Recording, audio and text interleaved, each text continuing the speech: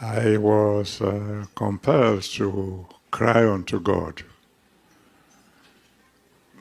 because we have been fasting, we have been praying for a particular group of school children that were captured.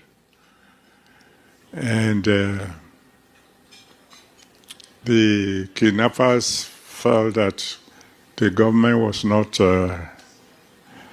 reacting fast enough to give them the money they've asked for. They slaughtered their teacher and showed the video to the rest of the world. And then some people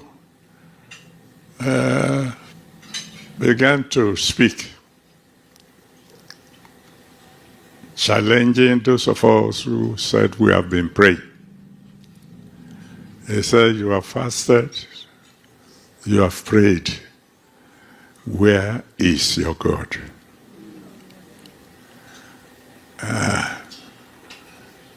So I went to the Lord in prayer,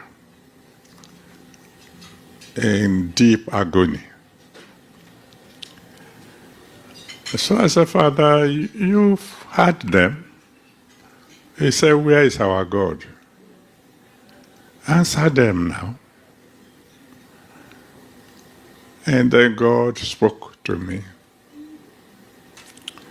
Told me that as for the release of the children, it's going to be dramatic. Welcome to your Pulse. And welcome to J-Pulse TV. This video you're about to watch now is an inspiring message from Pastor E.A. Adeboye on the very recent happenings in Nigeria, especially that of the children that were kidnapped in the West. Make sure you like this video, subscribe, share with all your friends, your loved ones, and on all social media platforms. God bless you as you do so. Because of what was going on when the pain became almost unbearable. And some people were accusing me of being quiet at a time when I should be talking. I was compelled to cry unto God because we have been fasting, we have been praying for a particular group of school children that were captured. And the kidnappers felt that the government was not reacting fast enough to give them the money they've asked for. They slaughtered their teacher and showed the video to the rest of the world. And then some people began to speak, challenging those of us who said we have been praying. They said, you have fasted, you have prayed. Where is your God?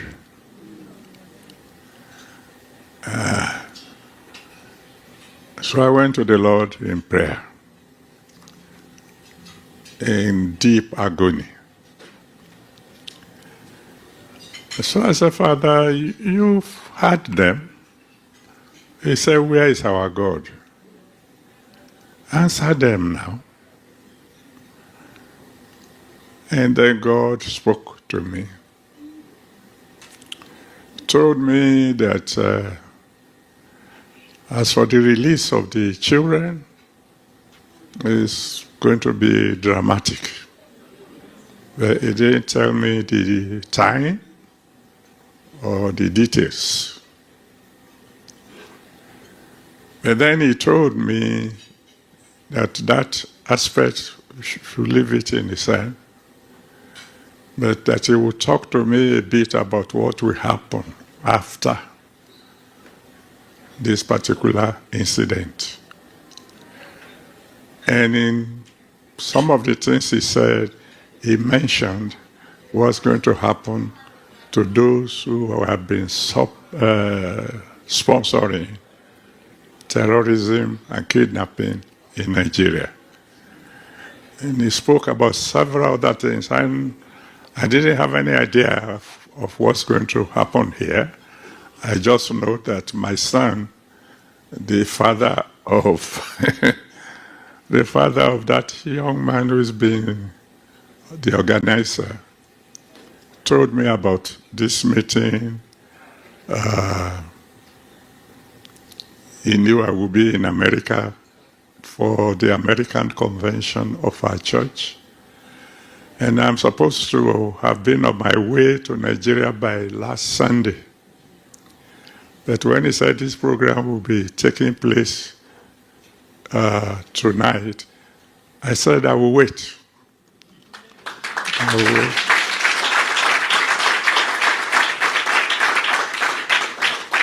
So if I disappear before the program is over, it's because another assignment is waiting, and it's not in America at all.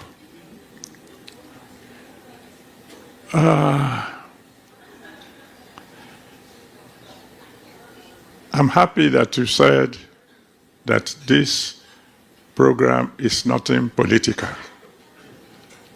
You're not holding this meeting either to discredit the government and so on and so forth.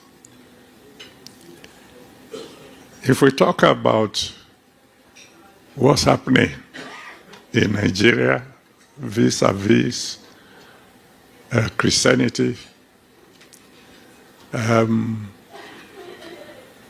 it's a bit difficult for me to bear all that is happening there.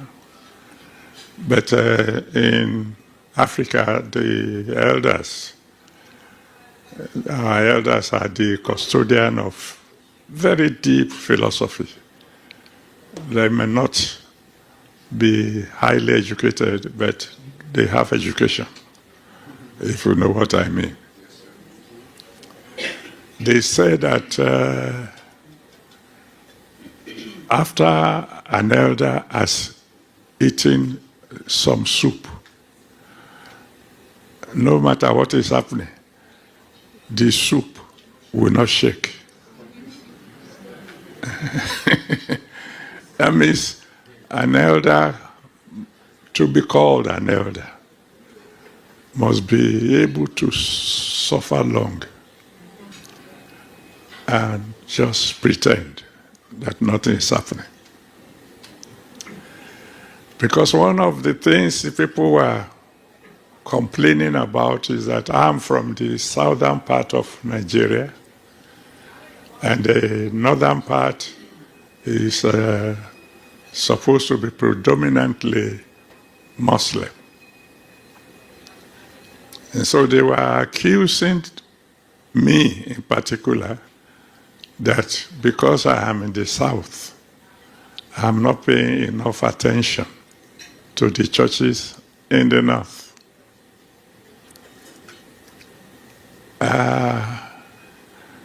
So I smiled in pain. I smiled in pain because as of now, in the north, where the persecution is supposed to be toughest, I have more than 8,000 churches under my care. I have suffered things that if the soup were to shake in the belly of the elder, we will not be having this kind of meeting. Because one of my daughters a pastor in the north went for what we call early morning evangelism. And she was passing through the front of a mosque. Early morning evangelism is just telling everybody loud and clear, Jesus loves you. And that's all she was doing. Passing by a mosque, and some people came out of the mosque and killed her. That's not something hidden. I mean, it was news. And the case was not even investigated. I mean, the police didn't even come. Okay. And the younger generation of Christians made some suggestions. Police will not come, so, and they've done their own, let's do our own. They made suggestions on, we know the mosque, we know the chief imam. Well, let's do something. After all, the police will not come. And I smiled. Because if I agree that we do what they say we should do, you know, young people now, all you need to do is give the go-ahead. By the time they finish, even you will say, I didn't ask you to go that far. But I told them, if there's going to be a spiritual war in Nigeria, I won't be the one who will start it. Have you seen a video tonight where you see some people being slaughtered? I'm happy that they took it away very quickly. But it reminds me of what happened in one of our churches in the north. Because I've taught my own children, we don't run. Light does not run from darkness.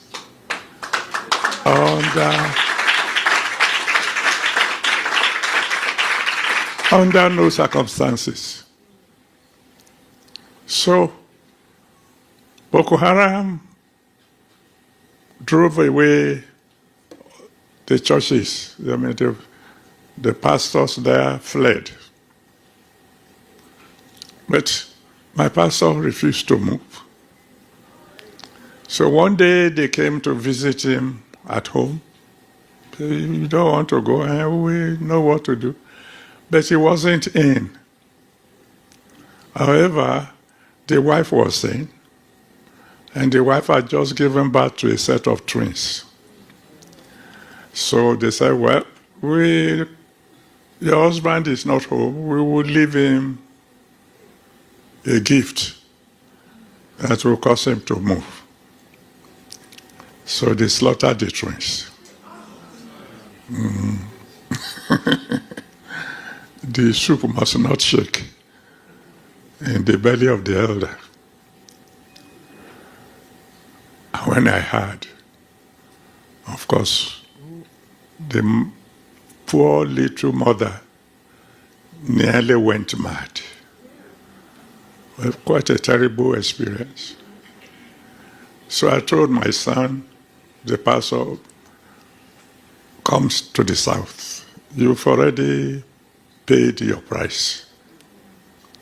I mean, when you get to heaven now, and Paul is bragging, talking of how many times they beat him Many times they stoned him. You say, Olga, you never married. You never had a set of twins. And I had a set of twins and I'd lost them for Christ's sake. I said, you've made a mark.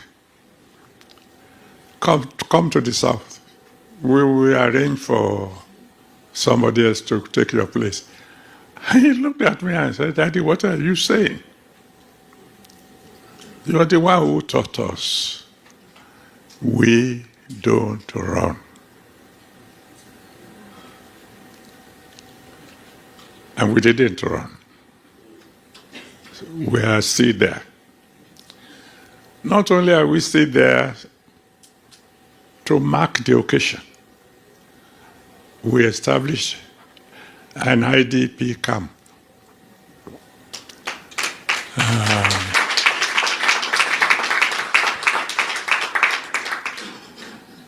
And the children have been there. We started the school for them. They've been around now for years. As a matter of fact, by the grace of God, coming this September, we are going to start a secondary school there.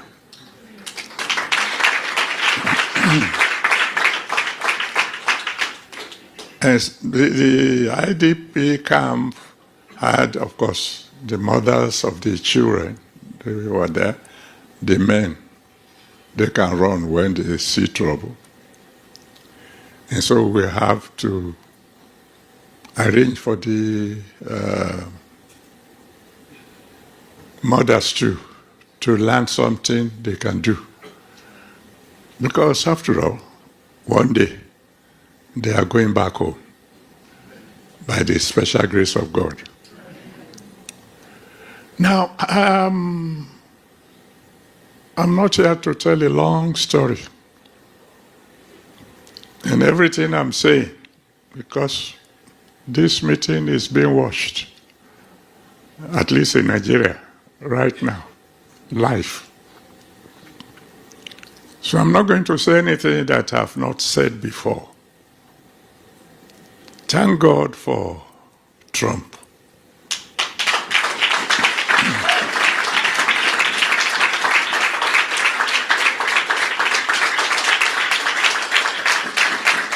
Yeah, I think you should thank God for him. You should thank God for him.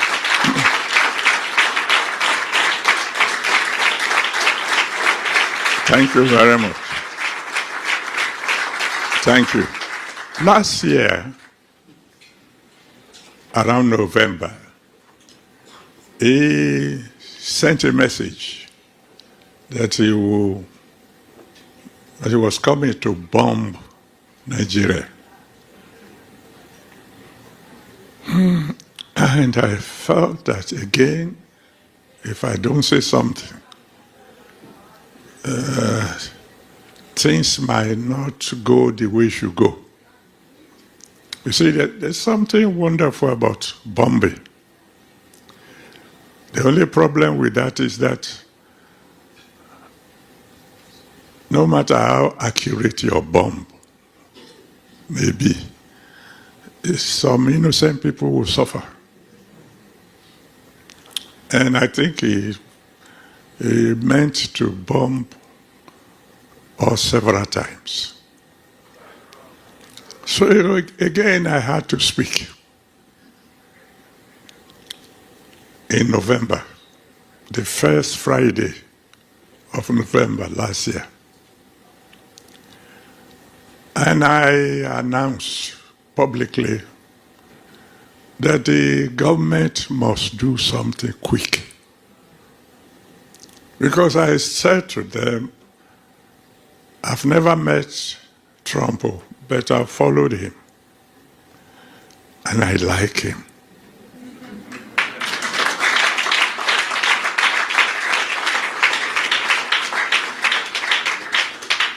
It doesn't mean I agree with all his ways. But what I like about him, you want the truth? is the best politician I've ever met.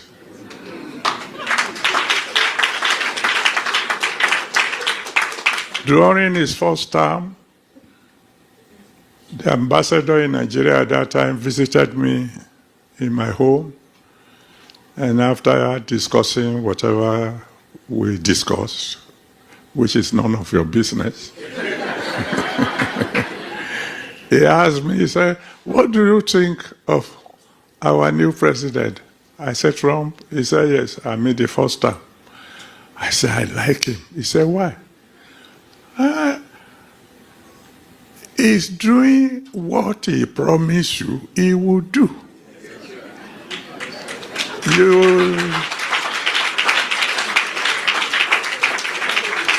Apology to my my brothers here who are politicians.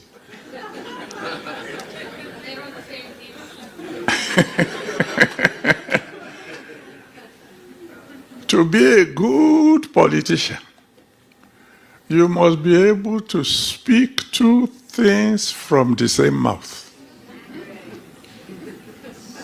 A little to the right, a little to the left. That's what makes you a professional politician.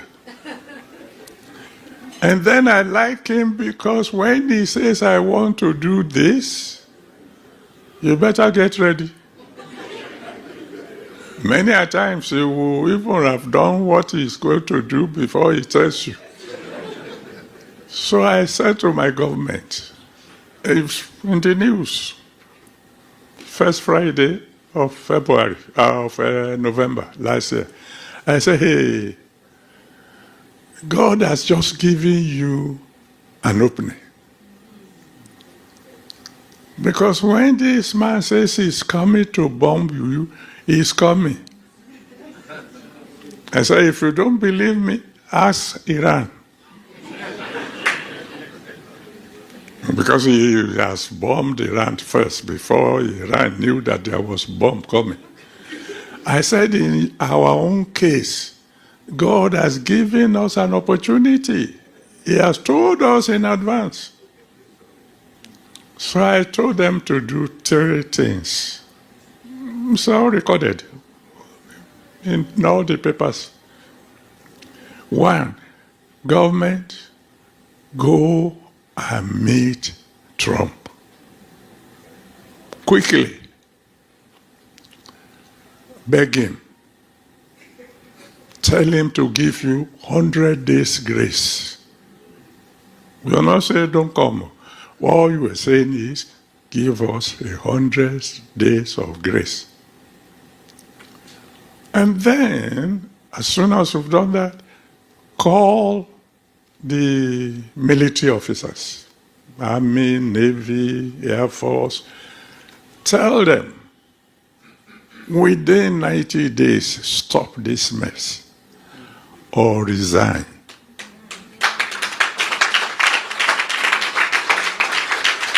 I said it. Then I said number 3, those people who are kidnapping people, who are doing terror, you know them. The boys doing the dirty work are in the bush. The sponsors are wealthy people.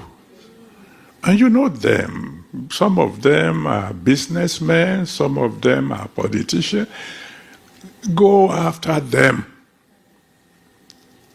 Because if you don't deal with those who are supplying these people with arms and ammunition, and most of the time when they go about on motorcycles. If we don't go after the sponsors, the problem will continue. Well, after I made that announcement publicly, I was invited into our own White House. And I met with the president and his wife. For your information, the wife of the president is one of my pastors. And we talked, and I repeated what I said in the open.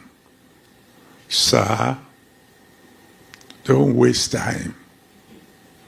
Get in contact with President Trump. Go through the ambassador. Call your military officers. Give them standing order or whatever. 90 days. Wipe out this rubbish or resign. And then take care of the supporters, of the sponsors. They came. How do I know they came? It was in the news now that the wife of the president was in the gathering. I don't know what they were doing here. And he's the pastor of the largest church in the world. And when they begin to tell you about how large my church is, they are always exaggerating. I'm not as big as they say. I'm just a small boy.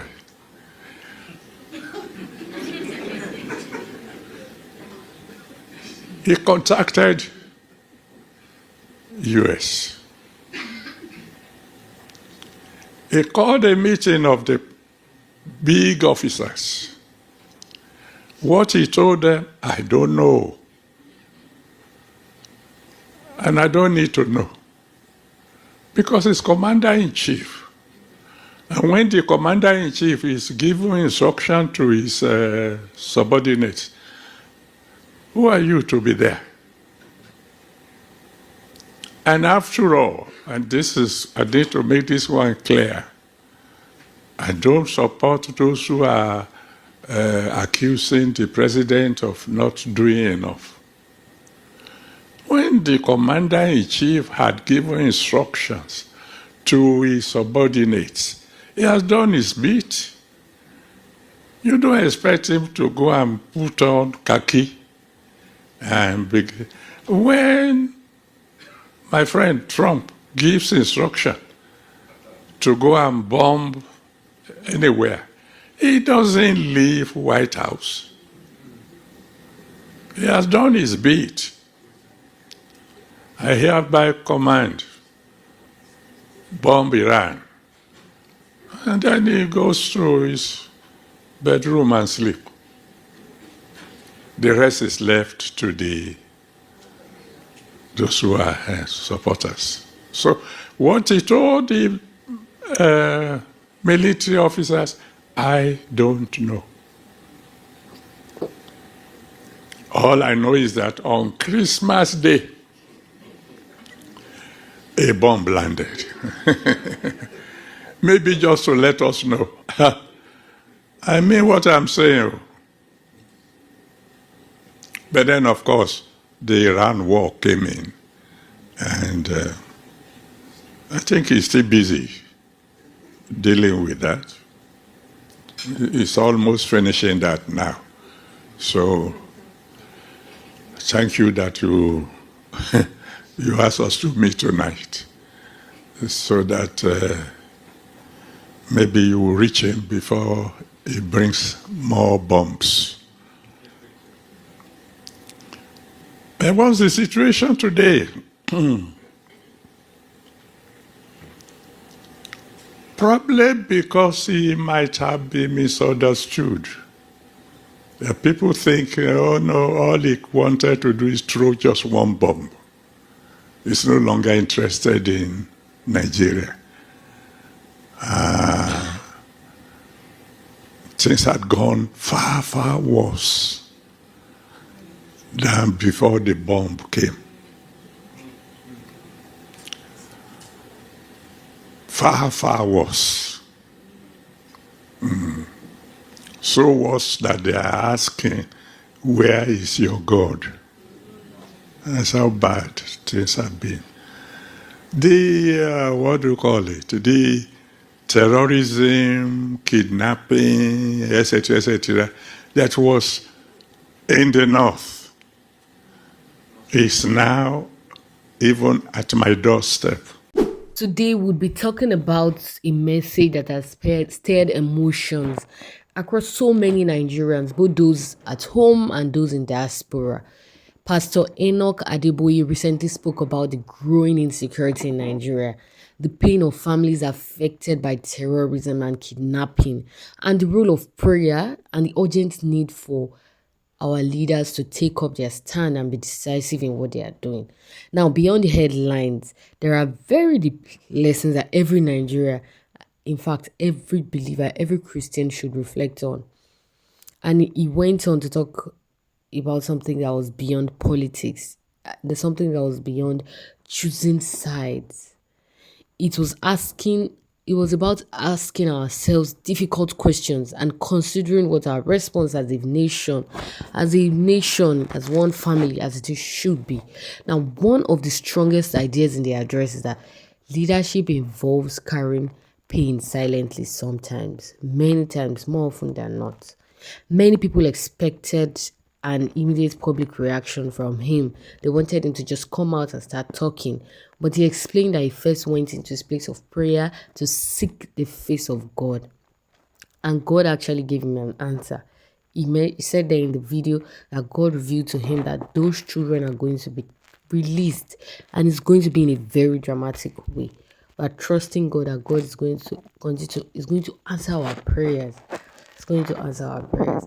Now, he explained also that whether we agree with this approach or not, he reminds us that different leaders respond to crisis differently. There are some that lead with immediate statements. They just come out and they start talking about how things are. They are very energetic. They can just, maybe something happens, they immediately know what to say and they immediately know the next step of action to take. And there are others that decide to choose reflection before they speak. They take their time to reflect accordingly. They don't just come out and start talking and talking. They need to think a lot and reflect a lot before, and pray, even as we see in this scenario. Pray a lot before they can get answers to come out, start speaking. A very important point that he spoke also concerns hope. Hope. In this very trying time that we have as a nation, we need hope. The only thing we are holding on to as a nation right now is hope. And in moments of tragedy, people would ask that where is God? Yes, he said there that many people have asked that where is God? Rightfully so. People have prayed, people have fasted, people have been seeking the face of God regarding these children. I mean, you can easily say, God knows where these children are. Why not just maybe send a storm of fire or something? Or just save the children in any way possible. It is one of the oldest questions in human history, that where is God? People have asked this question from time immemorial that we know. We see it in the Bible, in the book of Job. When Job was going through so many difficulties, he got to a point where he began to question a lot of things.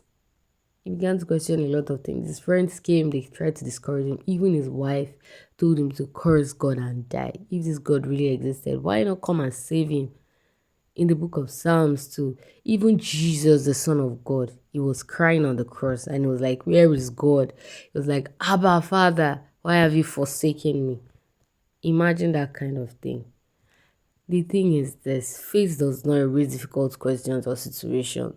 It would rather give you the strength to continue walking through those storms. It will give you the strength to walk through those storms and overcome them. His message highlighted something as well. He highlighted the resilience that these people, these Christians, especially those that are living in areas affected by violence, these people have a lot of resilience, and that's why they can still stand still and continue holding on to the faith. He mentioned many pastors and church members that they've endured unimaginable losses. Even someone they tried to bring to a safer place, in quote. But these people, they've chosen to remain in these communities instead of fleeing. They stand there as martyrs, as people that are still living the faith. Okay, they remain there. They don't want to run away. They want to stay back there and fight the cause till the end. Just like Paul said that I have fought a good fight and He has run the race till the very end. These people they've chosen to stay back there to run the race till the very end. And regardless of our religious background, we've seen stories of people that are risking their life to serve others. And these people, they deserve recognition. They deserve all the recognition. These things people do to do all these kind of things, it reflects courage. It shows that we have so many Nigerians that are still courageous. Also, the conversation extended beyond one faith community. It goes on to that it is beyond Christians or Muslims or something.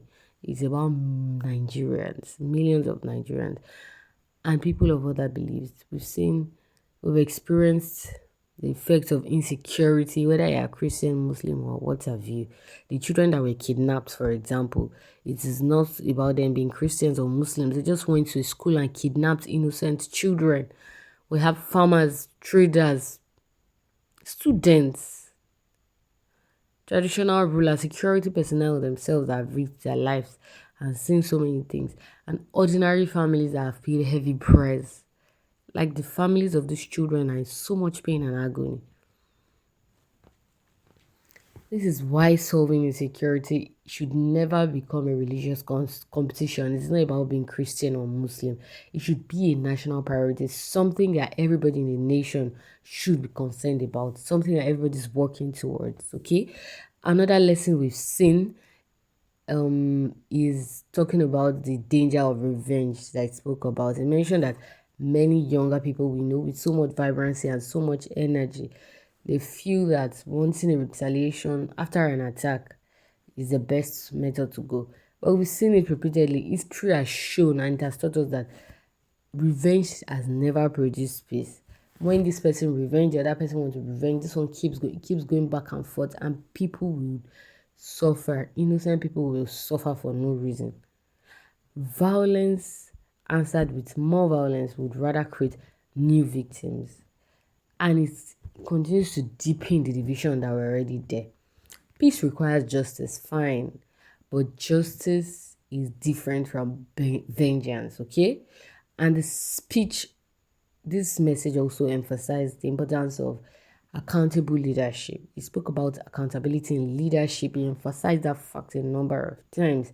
And the argument that he presented was that the government should not just pursue those carrying out violent acts alone, but they should identify and prosecute those that finance and enable this criminal network. Because an ordinary man in the street cannot just sit down and finance the buying of guns, buying of those very terrible machineries that are used to carry out these operations.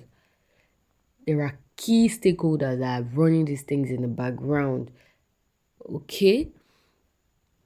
Now, if the government is able to identify these people and prosecute them, it will go a long way in solving the issue of banditry in Nigeria. It's an issue that security experts around the world, they've discussed it for years. Criminal organizations, as I said earlier, they survive because someone, not just any random person, but key stakeholders are funding them. Okay? Somebody is supplying the logistics, someone is profiting. And addressing only the visible attacks, the people they catch on the road, the ones they catch in the bush, without going to dismantle the support system, it would leave the problem unsolved. There will be really no solution. There will be no lasting solution. But if we're able to identify these people and get to the root of the issue, there will be a tangible solution. Another interesting thing he mentioned was that of international cooperation, okay? He said that he suggested that Nigeria should work closely with international partners and should not just rely on their own knowledge and their own technical know-how. He said whether it is through the sharing of intelligence, by diplomacy, their training or their technological support, and sharing and learning from the modern security, it will depend on collaboration rather than just staying on our own in isolation. Okay? And the most touching part of it was at the conclusion that despite so many of all these painful experiences, The ultimate desire was not revenge, it was peaceful coexistence. The hope that Christians and Muslims would one day live together as neighbors, would celebrate together, would build communities together. That vision is worth protecting. Nigeria has countless examples of families that different religions come together, they get married, they live peacefully, they have their children, stay in peace, have beautiful families. Communities have shared festivals, they've shared their businesses, they've shared friendships, they've shared marriages across lines of 4 generations. These stories deserve just as much attention as stories of conflict because they remind us that unity is still possible. Okay? As viewers now our biggest question might not just be that what did he say, what did this man of God say, and all of that. But it should be that what can each of us do to make Nigeria safer? What can we all do? We could support one another, of course, encourage peaceful dialogue. I mean, we can continue encouraging ourselves. We can also pray. We need to demand accountability from our leaders as well. Real change does not begin with one dramatic event. It begins gradually, and it would begin when millions of ordinary people, ordinary Nigerians, start choosing wisdom over hatred, and they choose responsibility over indifference. If everybody is just about me and my family, I don't care what happens to the next person, it would really not change anything. But by the time everybody's concerned about this next person, I mean, you are trying to help, we're trying to help one another, trying to see to it that everybody's getting a lasting solution. This is the first step, and this is the most secure step that we can take to see that these things are actually solved. Thank you for watching today's episode on J Pulse TV. Once again, you're welcome to the Pulse. Don't forget to stay connected to the Pulse. The Pulse is life. Life is Pulse. Keep the conversation going. And if you enjoyed this video, don't forget to like, to subscribe, and turn on the notification bell so that you never miss out on anything. Until next time, God bless you. God bless you. Don't forget to share with all your friends, your loved ones, and all social media platforms. God bless you as you do so.